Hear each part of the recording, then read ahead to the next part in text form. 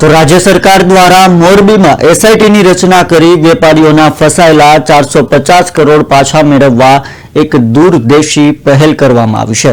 આ એસઆઈટી દ્વારા 1.5 વર્ષમાં 150 જેટલી અરજીઓનો નિકાલ લાવી અંદાજે 80 કરોડ પાછા અપાવવામાં આવ્યા છે। ત્યારે મોરબી જિલ્લા પોલીસ દ્વારા ગાંધીનગરમાં આ કાર્યક્રમ યોજાયો હતો। આ પ્રસંગે ગૃહ રાજ્યમંત્રી હર્ષ સંઘવીએ કહ્યું કે સરકાર વેપારીઓને પ્રોત્સાહન અને રક્ષણ આપી રહી છે। આ એસઆઈટીથી ચીટરના વ્યવહાર અટકાયા છે। તેમણે કહ્યું કે 1 મહિના સુધી સ્પેશિયલ ડ્રાઈવ યોજી દેશભરમાં ફસાયેલા નાણાં પરત અપાવવામાં આવશે।